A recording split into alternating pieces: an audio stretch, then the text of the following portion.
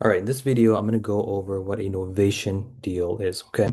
Now, novation deals are very similar to wholesale deals, right? So there's similar to a traditional wholesale, except for a few caveats, right? So we're going to go over what the structure is and then why, in what situations you'd want to novate a deal in order to make more money. So essentially, a novation deal typically will earn you more money on a wholesale deal than a typical wholesale deal. So let's kind of help you understand how we arrived there. Now, let's first go over what a traditional wholesale looks like, okay? Now, in a traditional wholesale, you're going to have seller, that's right, transaction between the seller, yourself, and the end buyer, who's typically an investor. Okay. Now, the seller is party A, you are party B, and the buyer is party C. Okay. So now this contract between the seller and you is going to be your typical purchase agreement. Okay. It won't be the MLS 8.0 contract. It will be a purchase agreement that you can download from our from our portal. It's a simple purchase agreement, just a couple of pages long. Um, and it essentially is an agreement between you and the seller on a given price. Okay. Now the assignment contract, the agreement between a B and C is going to be your assignment contract. Okay. So in this situation, the end buyer will be aware, because they are an investor, that you are assigning this contract to them. Okay. Now, it may not necessarily be true that the seller is aware of it. There's two situations where that we can work on. One is a double close, and we'll talk about that in a bit, and a and an agreement where you just add your assignment fee to the final settlement statement, and the seller is well aware that you are signing this contract.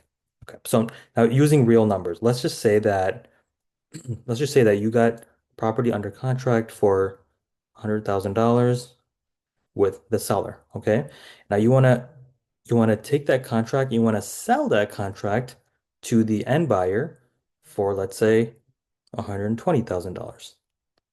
Okay, so you're going to be making a desired spread of $20,000.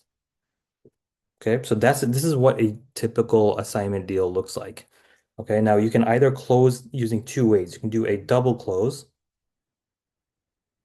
Now, in the double close, what happens is the A to B closing and the B to C closing occur on the same day.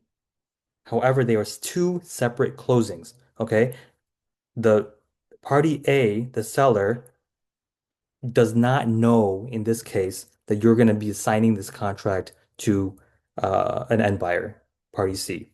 Why? Because typically, and especially if the spreads are higher, let's say you're planning on making 20, 30, 40K on this assignment, it's not really appropriate for the seller to know that, right? It won't go over well. It's not good business.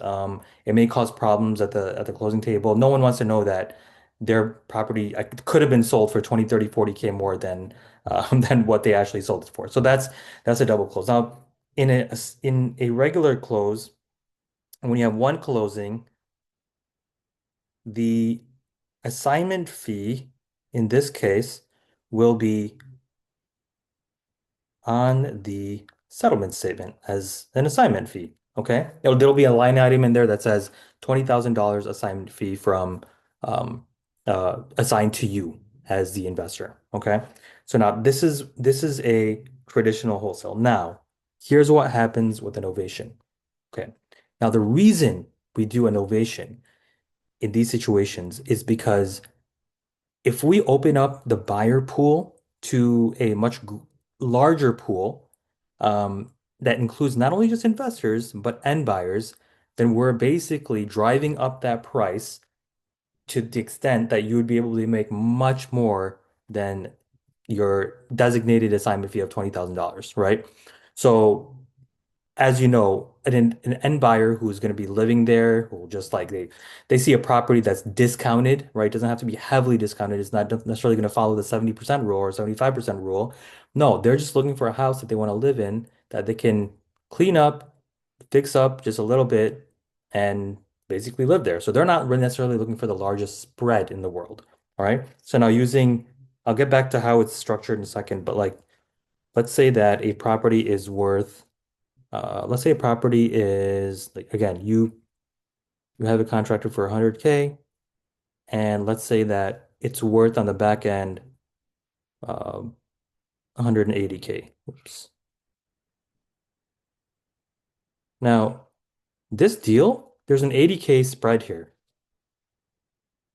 This 80K spread may not make sense for an investor, right? So let's say there's a $40,000 rehab required, right? Let's say there's a $40,000 rehab required. So an investor would come in, they'd have to pay like 5K for closing costs, 40K for rehab, 10K for holding costs, right? So now you're at basically $55,000 all in. All right, so you're going to be at, by the time you sell this property on the back end for 180, the spread is only going to be 5 or 10K, right? 5 or 10K profit. Now, because of that reason, it doesn't make sense. It doesn't make sense for an investor, for you to assign this property to an investor. You're just not going to make money. And in this situation, this is a situation that where the seller is not able to, you're not able to bring the seller down lower than 100K. Okay, it's just they have certain constraints that would disallow you from doing it. But you want to lock up this deal because you know you can make money using innovation by getting it locked in at 100K. Now, here's why it makes sense, right? So now if you take this contract for 100K, and let's say this property is worth 180K fixed up, right? But because it's an as-is condition, it's only worth, let's say, 140K, okay? An as-is condition. So you're going to look at comps on the MLS, and you're going to look at properties that were sold in as-is condition. What are they selling for? So in this example, let's say you found it to be 140K. So what you're going to do is you're going to take this contract. You already have an A to B contract with the seller. You're going to essentially get permission from the seller, and this is called an AIF agreement, an attorney in fact document, which basically outlines that you, as the buyer, has a permission to, or you as the one who has contracted this property with the seller, has the permission to list it on the MLS on their behalf. Okay, that's what an AIF is, and you'd want to sign a purchase contract, so you're going to be signing a purchase agreement, okay, plus an AIF. These are the required documents for an ovation. And then what you're going to do is going to turn around and you're going to list this property for 100 and let's say you want it, and let's say for 150K, so you can get to what 40, right? So you're going to list for this much, and after closing costs, you'll probably end up at let's say you get it under contract for 140, and let's say after closing costs, you're at $133,000 net.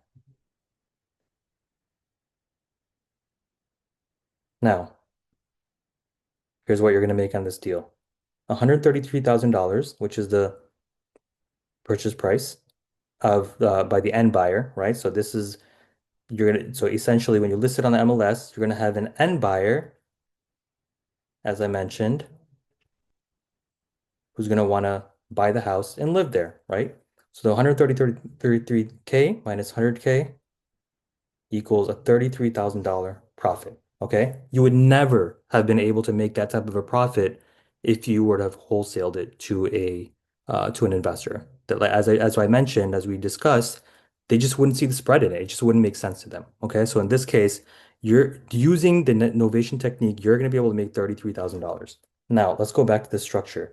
What's the difference? How does novation differ from a legal standpoint from when you're at the closing ta when you're at the closing table? How does it differ from an assignment? Okay. Now, the way it differs from an assignment is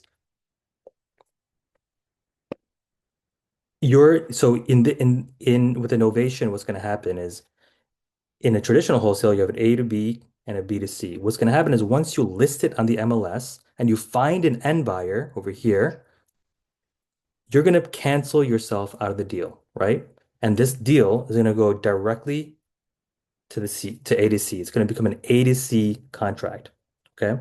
So now the reason why we have to go from an A to C contract is because when you find an end buyer is typically they're gonna be using a lender. Okay, they're gonna be using a traditional lender, Fannie Freddie loan. And Fannie and Freddie loans do not allow for an assignment, right? They don't allow assignment contracts. They need a designated seller in that deal. Okay, and that seller has to be the original seller. So you're gonna replace yourself with party C, right? And this contract is going to go directly from A to C. Now, um, now what's going to happen is on the settlement statement, on the closing statement, right? You're going to have one closing. There's no such thing as a double close in an assignment. Or, I'm sorry, in a novation. You're going to have one closing, and you will be on the line item as you'll put yourself down as a marketing fee. Okay. Not an assignment fee, it'll be a marketing fee or anything else that makes sense, right? Because you want to make sure that you capture that spread between the end price, which is in this case 133K, and the contracted sale, which is 100K. So that's how it works. Now, you want to make sure there's an attorney involved. You want to make sure that the title company that you use has done novations in the past, right? There's plenty of title companies out there that are very familiar with novations. They know exactly how it works. They know the mechanisms. They know how to position the contract. So you want to make sure that everyone involved is clear and knows exactly what a novation deal is. So that's a quick video on novations. If you have any questions, let us know.